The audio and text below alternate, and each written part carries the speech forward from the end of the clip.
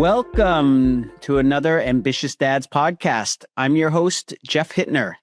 After more than 200 conversations with fathers, I realized we're just not talking enough. Not about our fears, nor our ambitions, nor how our kids are really doing, or how we're holding up in the middle of all of this. This podcast is for the dads trying to build something meaningful and be present at home. The ones carrying a lot, questioning if they're doing enough, and craving honest conversations without the filters. If that's you, you're not alone. You're in the right place. Let's figure this out together.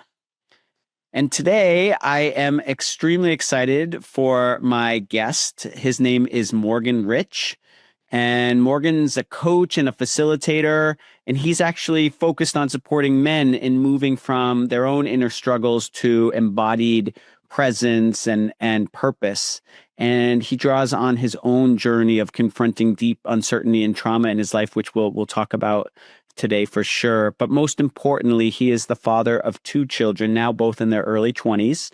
And he has a wonderful book called The Invitation Beyond, Reclaiming Healthy Masculinity. Morgan, it is great to have you. Well, Jeff, what an honor to be here. And thank you for the commitment that you are making to men and to dads. And that opening is really beautiful of let's be in the conversations. Let's be in the real aspects of what it is to be a dad and to be a human at this time in the world. And just really, really grateful and honored to be here. So, well, thank you. So let me ask you, just dive in like right into fatherhood question. So your children are out of the house now. What was some of the most challenging aspects of fatherhood for you? Yeah, it's so good. I mean, it's a different phase of fatherhood, and I like to think of it as I'm still a dad. I still got the kiddos right there. It's just a different phase. It's not as intense. It's not the diaper changing and the daily, the daily this, the daily that. I think some of the biggest challenges were being present and really being in the ups and downs of what happened. My partner and I, their mom, separated when they were in high school. And that was challenging. There were some big challenges there. And one of the things that happened was, I ended up in another relationship, and my kids, particularly my daughter, felt really betrayed. And like I was choosing a different family in a different way. And there was a rift in the relationship. And it was really hard. It was really hard. I mean, this is, my dad died when I was 18. Oh, wow. And transformative time, like right at this time when you're leaving the house. And so here we are again. I'm now living through that. And, and one thing I thought when my dad died was the thing I want to do most is be a dad. Like that is, people would ask me, what do you want to do when you're older? I'm like, be a dad. And so being connected to that and raising the kiddos in the way that we did was just beautiful, like so deeply meaningful for me. And I loved it. And now all of a sudden here was this feeling of being disconnected from them, and particularly from my daughter.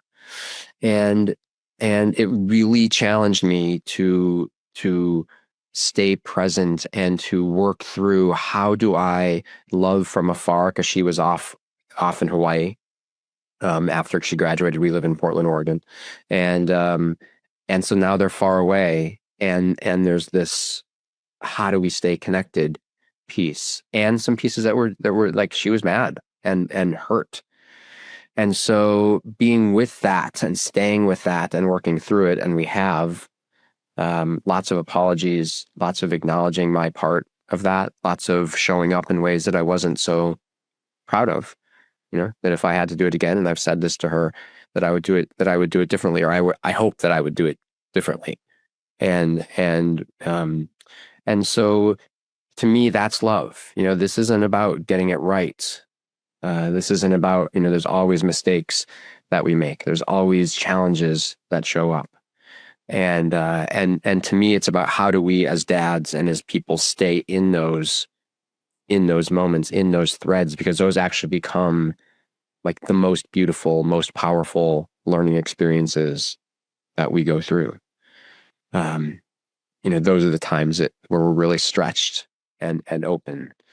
So that's what happened. And, plenty of other experiences just of, again, the ups and downs of relationship, of connecting, of being pushed in ways that, fatherhood changed me in a way that I thought I was operating before I had kids at a pretty high level. Like, I'm giving everything I got. And the kids came and I was like, whoa, okay. Now I got a whole different gear where my needs aren't always at the high point. Like, they aren't always a thing as it get acknowledged. Take care of the kids, take care of their mom.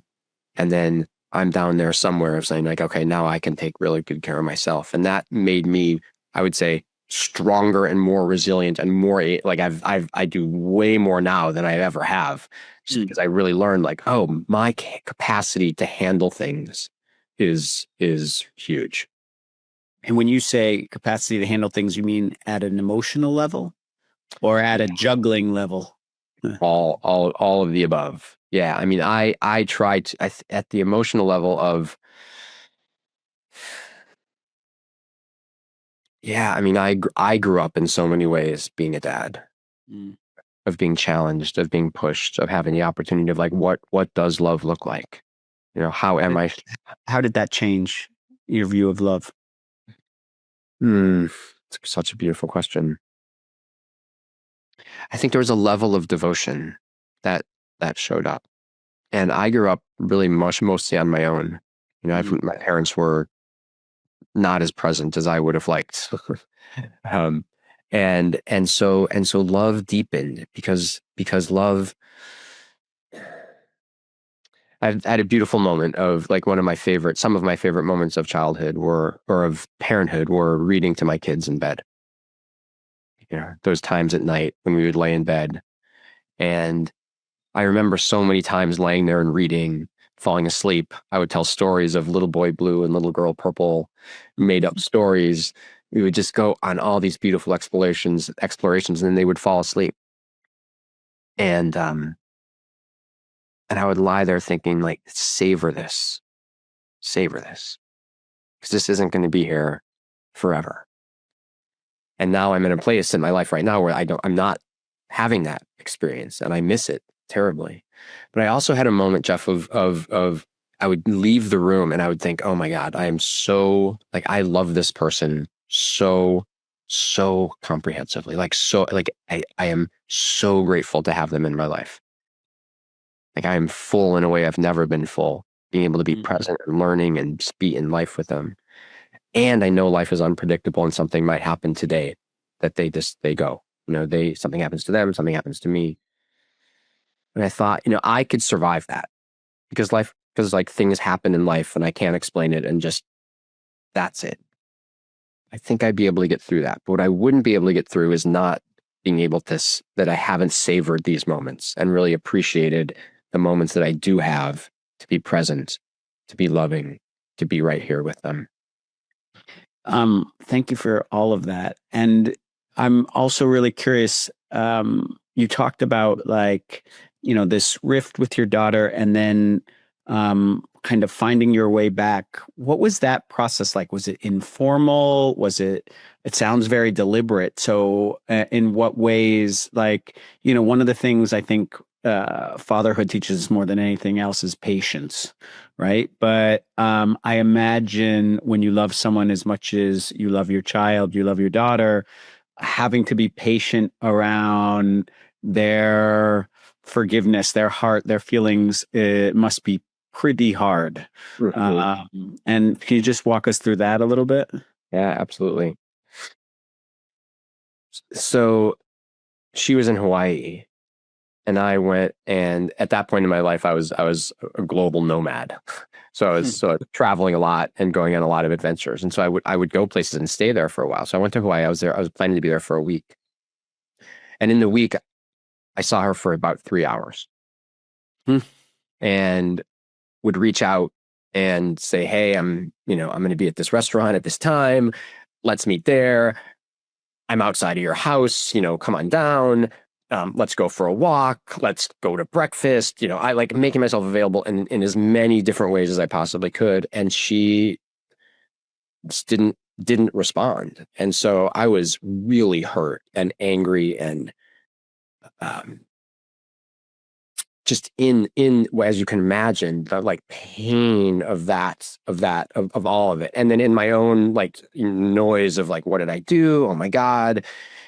Blah, blah, blah, blah, like just making up stories left and right about mostly how like bad a dad I am and how bad a human I am.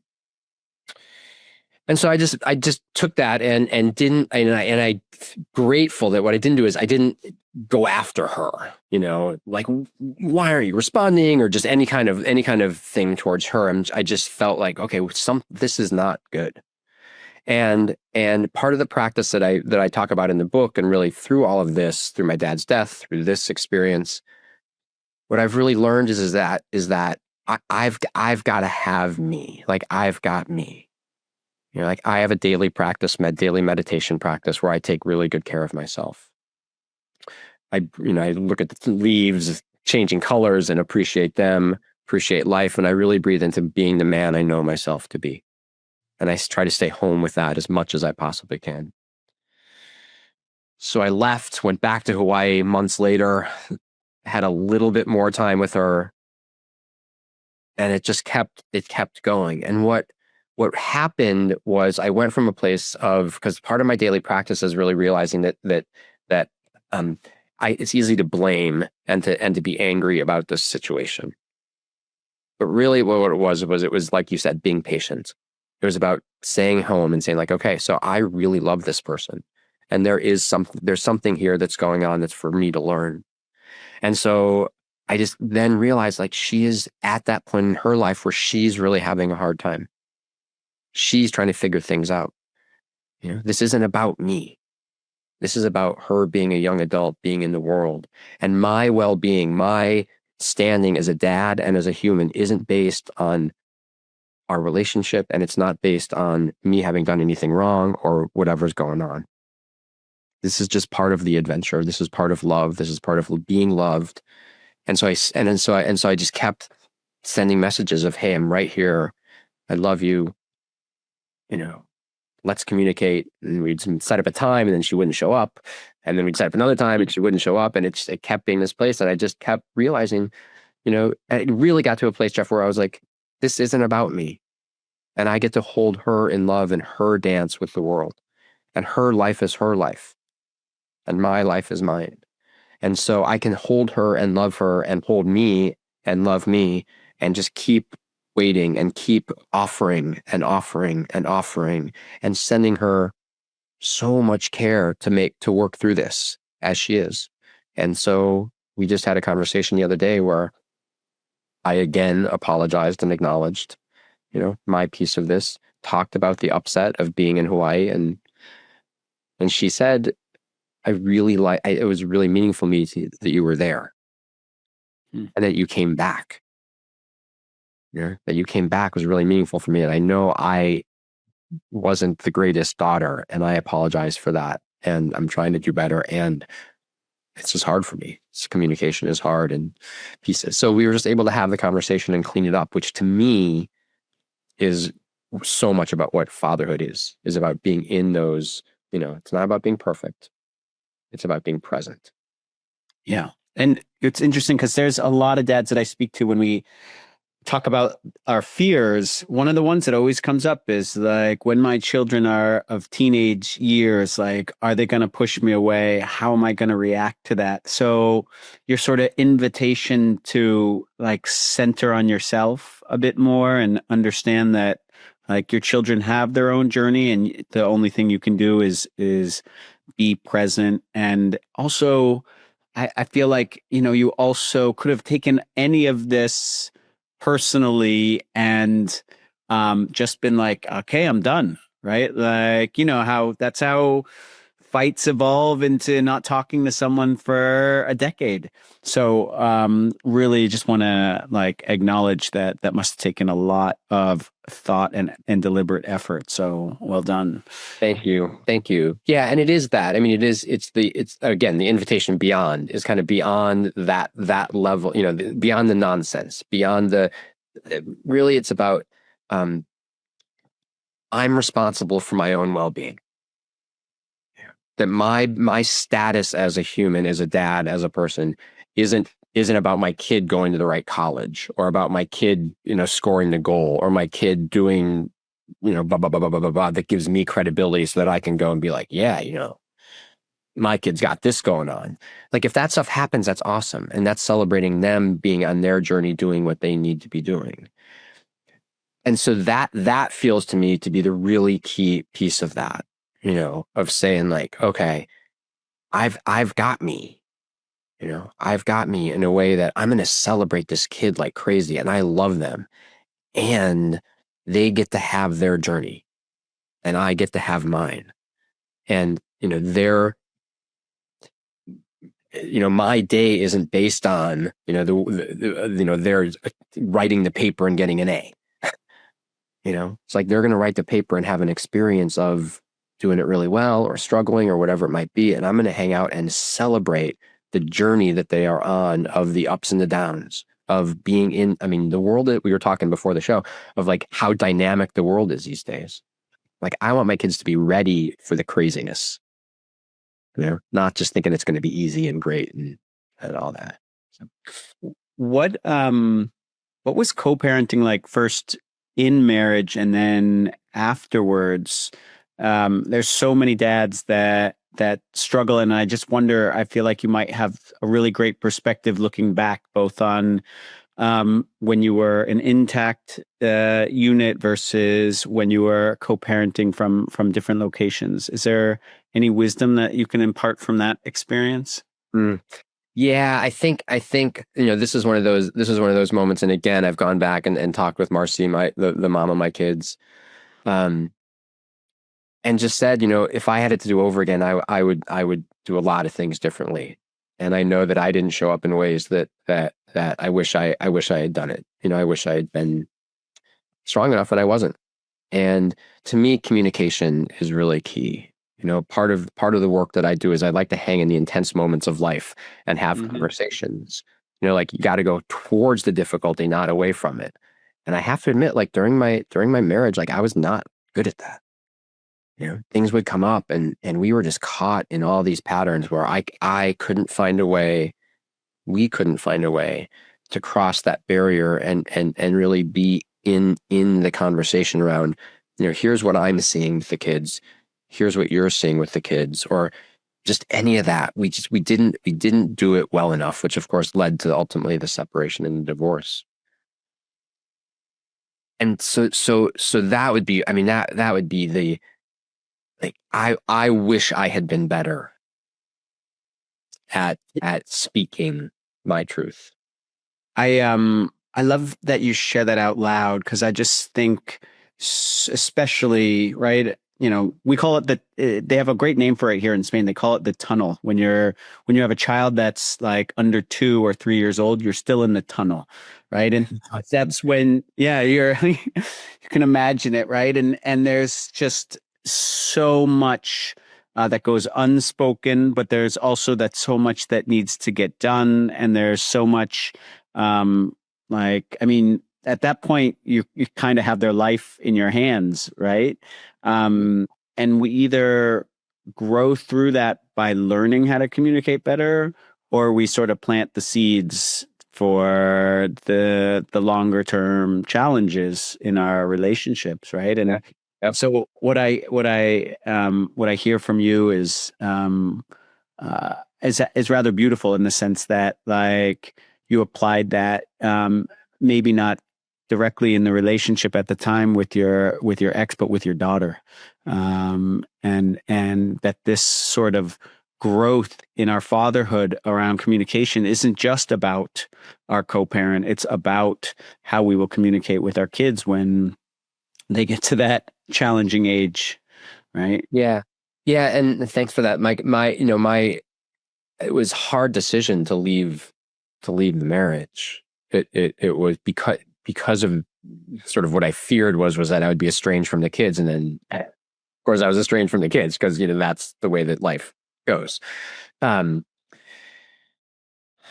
my commitment was saying, I'm not being the best version of me right now, and I don't want to be a model for them of not of being less than I can be. Yeah. And so I'm going to go, and my commitment is to start to show up differently in the world.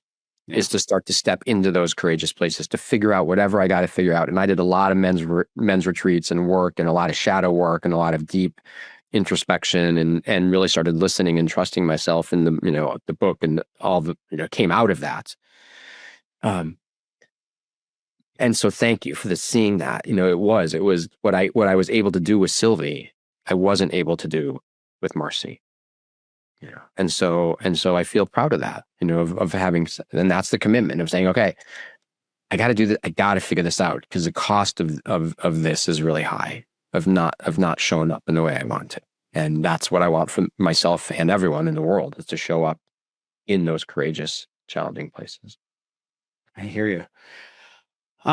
So tell me a little bit about the ups and downs of balancing work and entrepreneurship to an extent as well, and being a dad, and what that sort of journey was like for you over the course of the last 20 years. Yeah. Yeah. Well, I think one of the pieces for me is again, as I said, being a dad was one of the things that was most important to me in the world. And there are plenty of things that I wish I had done differently, and there are plenty of things that I think I did beautifully and feel really good about. And one of them was, I think I got a good work-life balance happening. That when I think of what are the currencies in the world, I think of time and energy and space and freedom and love and health, connection, money.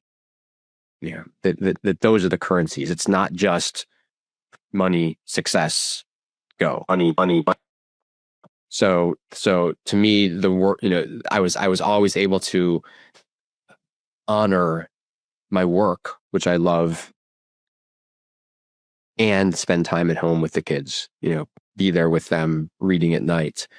I was able to work it in a way that I was home most of the time, not a lot of travel, because that was really valuable to me and important to me. And it was important to Marcy as well. And so wanted to really, she had a dad who had traveled a lot in her experience. And she was like, that was really hard for me.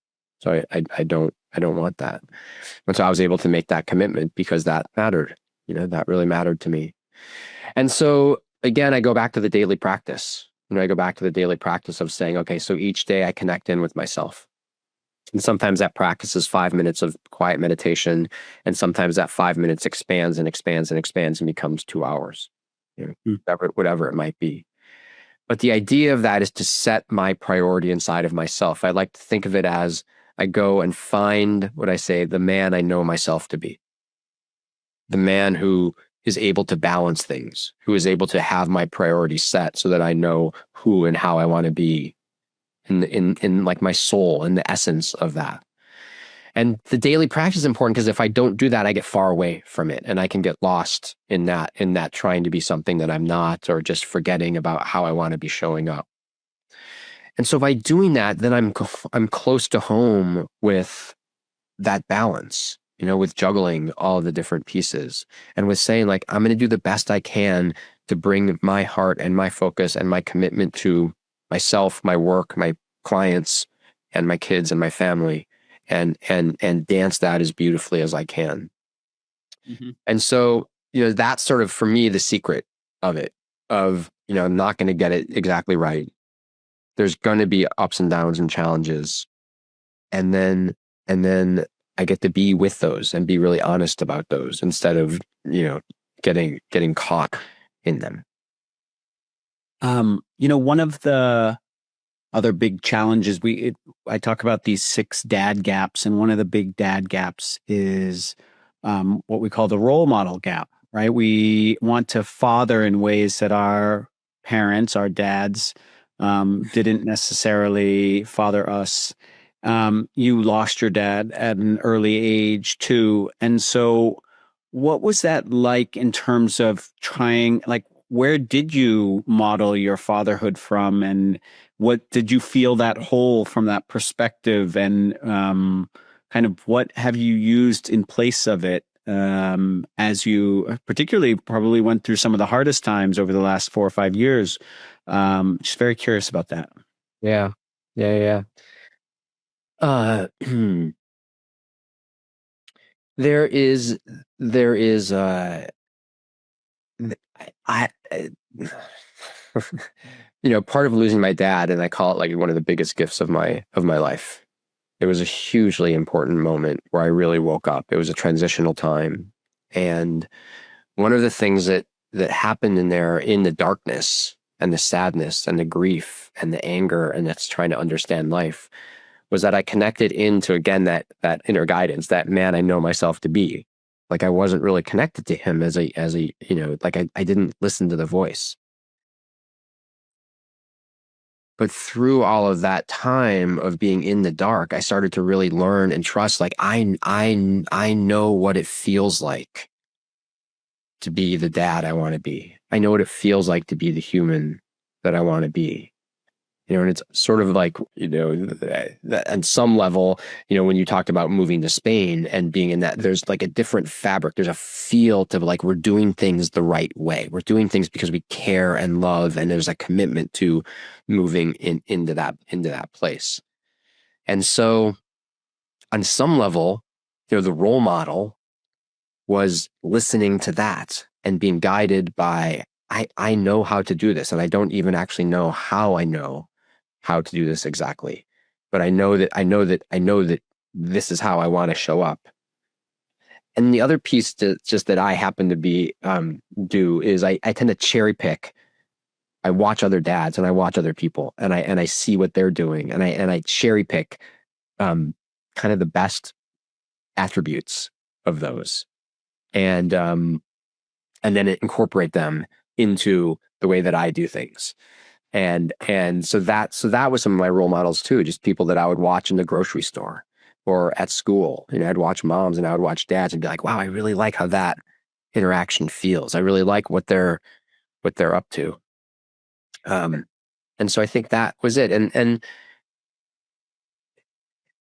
then just being willing to like make mistakes. I learned that, through my dad's death that, the biggest thing there was, life is uncertain. And so I want my kiddos to be ready for that eventuality and that knowing that it is uncertain. And So how did you do that part in particular? You steal their lunch money once a week just to like lunch? No, just going with the organicness of life, I mean, one of the things that I think of as just wanting to get them ready for adversity, and helping them. We would go to the grocery store, and one of the things that I just think is one of the craziest things is when we say don't talk to strangers. And I'm like, well, that's an insane, in my opinion, philosophy of the world. Like, I want you to talk to lots of strangers. Like, I talk to strangers all the time because they're the people in the world. The world isn't scary and bad. The world is beautiful, and there's beautiful people who are ready. And if you get lost, I don't want you to sit there on a bench and be like,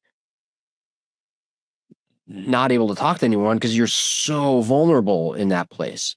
Like, I want you to be able to evaluate who to go to talk to. So we would go practice. We'd go and we'd sit and we'd be like, okay, so if you were, in trouble or who would you talk to? And be like, well, I would talk to that woman. I'm like, okay, great. Why, why her? And we'd sort of talk through it. And I'm like, great. Why don't you go say hello? And just allow them to, so like going and doing it, and just saying like, practice it and fall down and make mistakes and be like, wow, you talked to that guy? Interesting. Why would you talk to him or her? Yeah. Very interesting. I have not heard that technique before, and I find it fascinating. Yeah, it's definitely not as frowned upon here to like for kids to talk to strangers, but to like incite it and encourage it, which you're right. It does a bunch of things, not the least of which is teach them like to manage their fear and be courageous. Very, very interesting. Well, and go ahead. You have another question, but I think there's a piece here that's sort of important. Please continue. Which is to say that it wasn't just, like I saw a lot of people saying like, be like, the world is scary. Like, in maybe in the United States, I don't know. I mean, for sure in the United States, I don't know about other places, strangers are dangerous. The world is dangerous. Like, it's to be feared.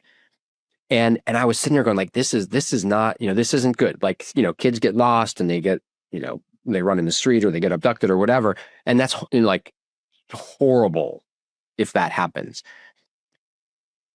Less than 50 kids get abducted in the United States. Maybe less than 10 get abducted in the United States, every year. So the chances of it happening are so small.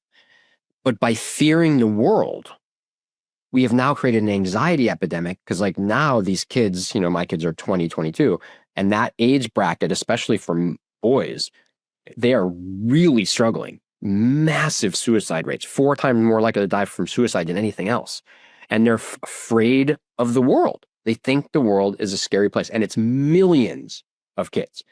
And so it's not a small thing to work this edge of helping our kids, helping people realize that we've got to be in the dynamic world, not afraid of it. Yeah, I totally agree.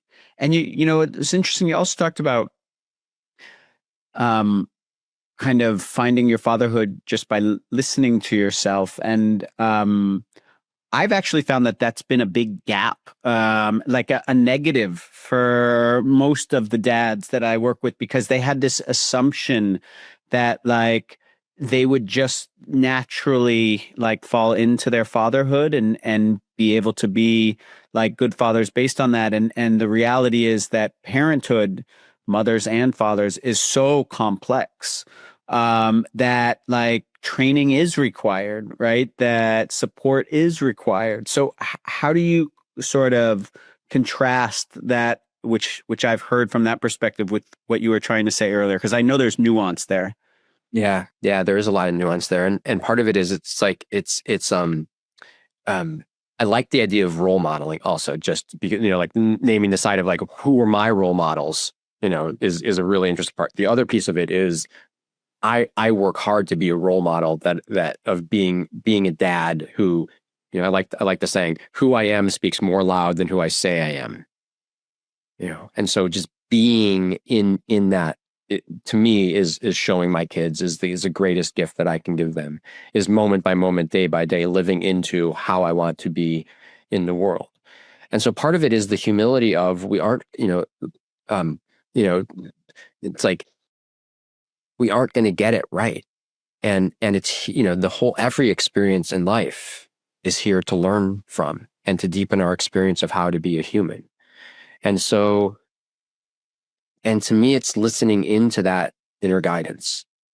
And so the process of being a dad and of trying it and making mistakes, feeling like, wait, that's sort of off, like that's not how I want to be, or that's not working, or that's a really nice way to explain shame, because I think it comes for many people, it's not just that was a little off. It's like, I'm a terrible dad, right? Or I can't believe I did that. But yeah.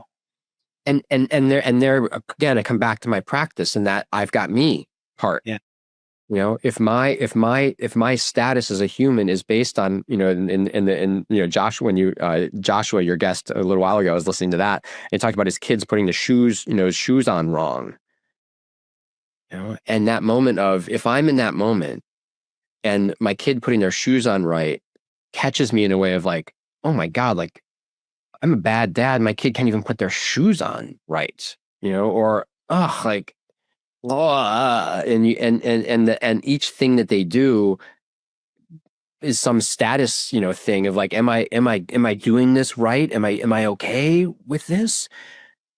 Like I think we gotta get out of that and be in a place of, here I am as a human. And I'm a lot about like how we tell our story is so important. That shame piece of, if I can be creative and curious enough to tell my story with a huge amount of generosity, then I can dance into these places of just saying, here I am doing the best I got. Yeah. I'm here to learn and to be imperfect. And that is the best gift I can give to my kids. It's not about getting it right. It's not about being like super dad or like wearing the right costume tonight and like, all this kind of stuff. It's Halloween. It's about being in the beautiful moments. And so that to me, I would celebrate the dad who's saying like, listening to that inner guidance and it feels like it's sort of going the wrong way. Like inside of that is actually a beautiful gift.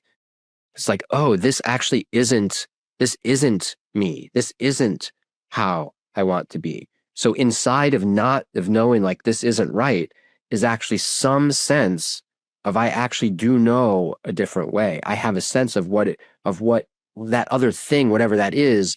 And then you kind of go follow that. And that's part of the meditation also is like, oh, wait, there's something there.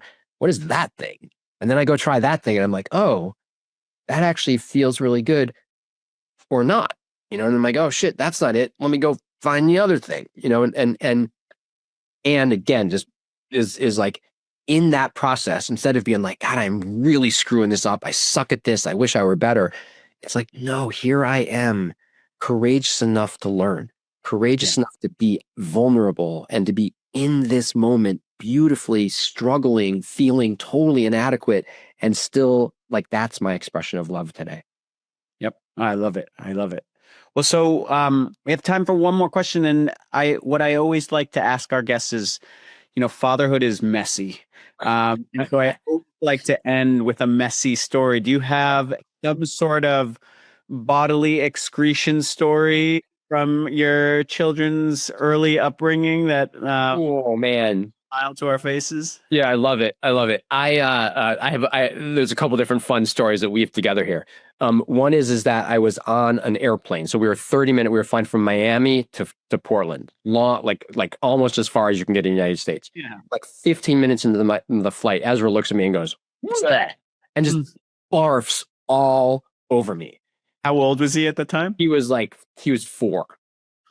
Right. So I am now covered in barf on a 6-hour flight with no change of clothes. And airplanes are this whole thing. So last week I play ice hockey. It's one of my just beautiful outlets I've played my whole life. And so I go play. So we're sitting in the locker room and there's a bunch of these, us older guys. And I told that story. And other guys were telling the stories of like diapers exploding. And a guy sitting in the corner is like, you ain't selling this, you guys. Like, you ain't selling this fatherhood thing. Like, this does not sound fun. And so we had a good laugh about that. Of like, yeah, there's some of the most beautiful moments. And then right in that same conversation, a guy said, I'm taking my daughter to college tomorrow. And he had just told a story about his kid, pooping on him all over the place. and the guy who had said, like, you ain't selling this. It was this beautiful moment in an ice hockey locker room, a locker room, which is so interesting for men, of, yeah, it's worth it. There are these times when you get barfed on and it's just such, like it was miserable in the moment, but like, what a great story. And those are the moments for some reason that you remember, they are like, here's love, like to behold you. And again, there's not, in that moment, I wasn't like, what are you doing, kid? Like, why did you barf on me? Like, what the, I was just like, Ezra, seriously, man, like, what are we going to do now? And just able to be with the moment and like laugh about it, even with the people sitting next to us. So it's pretty gross, but. Well, you had nice people next to you. I'm glad they laughed. Thank you so much.